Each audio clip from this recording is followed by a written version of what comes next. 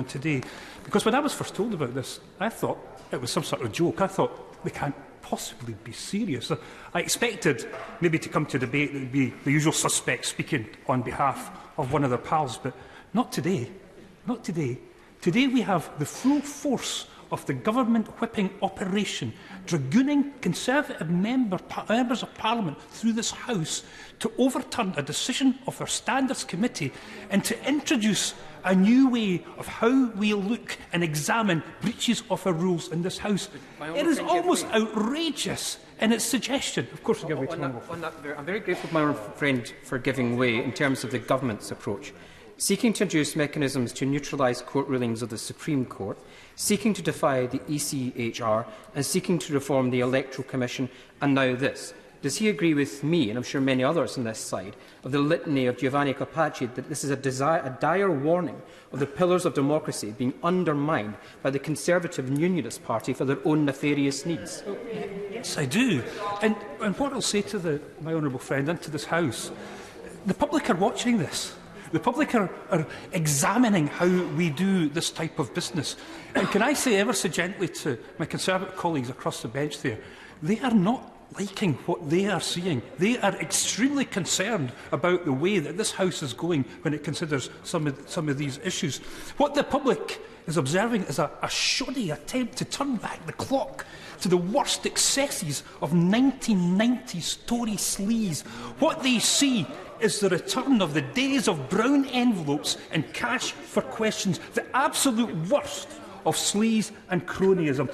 What they see is them trying to get one of their mates off the hook by ignoring independent due process and rewriting the rules because it doesn't suit them, to close down an independent process and replace it with a committee of this House with a Conservative majority and a Conservative chair. Let's get rid of all independent process and just have them adjudicate on everything. Why don't we get the Executive Committee and the 1922 Committee to maybe replace the whole of the judicial system across the UK? Why don't we get, if a Conservative supporter is found guilty of any offence, get a committee set up to reconsider that verdict and have a look at it once again? That's the type of realms of possibility we are getting into this. Now, I don't care if this place seems as sleaze-ridden and crony-ridden as it wants to be. In fact, it doesn't me good if people from Scotland are watching and observing this place, descending into the midden that we know it can become. It serves my purpose to actually see and do that. But is that what they want to do? Is that what they want to do with this House? So to debase and degrade the way that we do things, that the public will start to look on this place with nothing other than utter contempt. And let's just remind ourselves about what the Standards Committee found. They found that the Right Honourable Member broke multiple rules when he lobbied the government on behalf of Rendox and Lynn's Country Food. The committee report said no previous case of paid advocacy has seen so many breaches of such a clear pattern of behaviour in failing to separate private and public interests. They quite rightly impose the maximum sanction available to them. What they now want to do is to overthrow that verdict of this independent committee and to have the matter determined by a committee with a Conservative chair and a Conservative majority.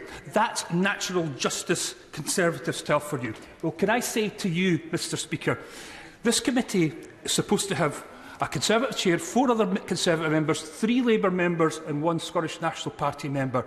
The Scottish National Party will not serve on any kangaroo court designed and determined by this party in order to do away with their independent process for looking at the breach of the rules.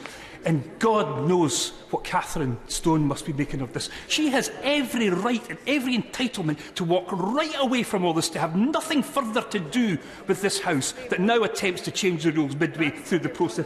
And the Shadow Leader of the House is absolutely right. We were only told a couple of weeks ago that we couldn't change the rules retrospectively, but here we are in the middle of considering a standards report, and that's exactly what we're doing.